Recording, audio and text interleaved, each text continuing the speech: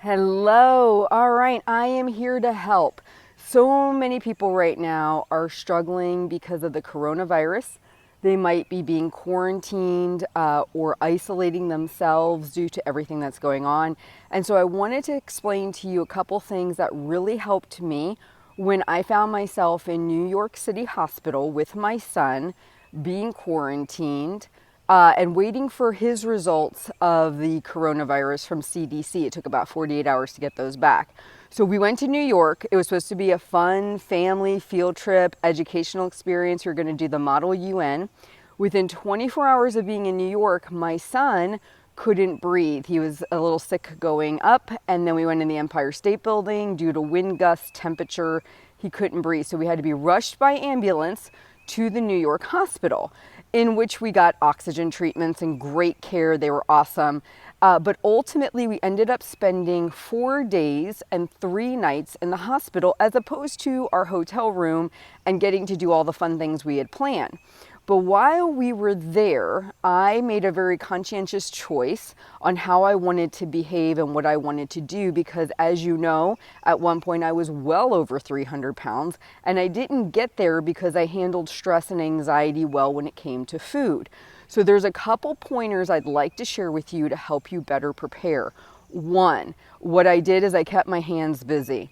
So while I was in the hotel or the hospital room, what I did every day is I had a plan of activities I was going to do, whether it was keeping up with my personal journal, whether it was working on VIP emails for you guys, but I had something specific to do. What would happen is when I sat down to type and write and work, I slightly got distracted from where I was and what was going on, and thus I passed on food things. Now, I just want to let you know, I left the hospital room.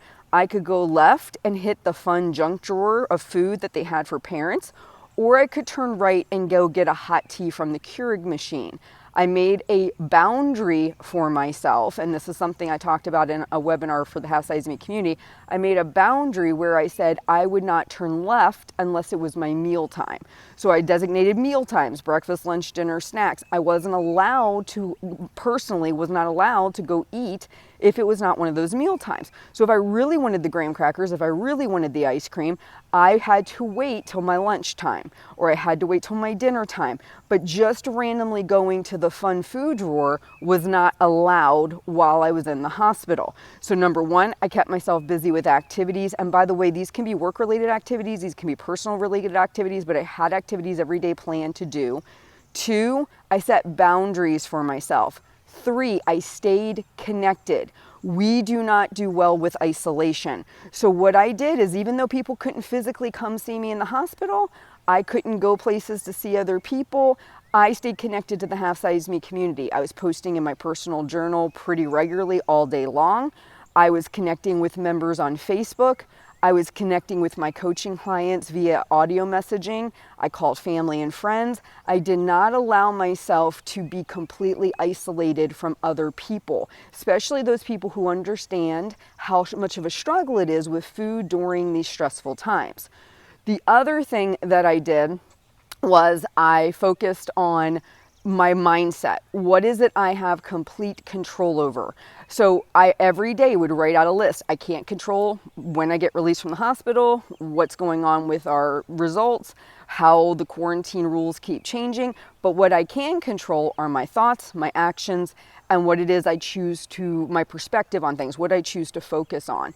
And that was how I got through. And believe it or not, when I got home, I actually didn't gain weight. I actually lost weight because I stayed on top of my thoughts. I stayed connected. I didn't lose sight of my goals. And we live in a wonderful time. If we're going to be facing something like this, let's be honest, we live in the best of times. We've got videos that we can watch whenever we want at home. We have ways to communicate, Skype, Facebook, face-to-face, right? We can be in connection with other human beings. If we look back at the flu from 1918, they didn't have that. So we can even educate our kids online. There's Khan Academy. There's so many great opportunities and resources we have today during these times of maybe having to isolate due to something like the coronavirus. So I just want to encourage you, look at the positive, stay connected, and I get how hard this could be for so many people. So we are offering a really special discount on this to help support people as they might be asked to stay at home for the next couple weeks. Even your coworkers you don't like, there's social interaction there. You need that. We're not people who do well with isolation. So please hear me on this. Right now, you need to lean into online support in any regard, whether it's your hobbies, whether it's your weight loss. Find your online support communities that are positive and supportive, not negative, not making you feel badly, and lean in there. Share more, get more active, because that's going to help you get through this trying time. You guys take really good care. I made it out on the other side. We are personally trying to limit our exposure, but what we are doing is staying connected in the ways that are helpful for us. So you guys take really good care, and I'll talk to you soon.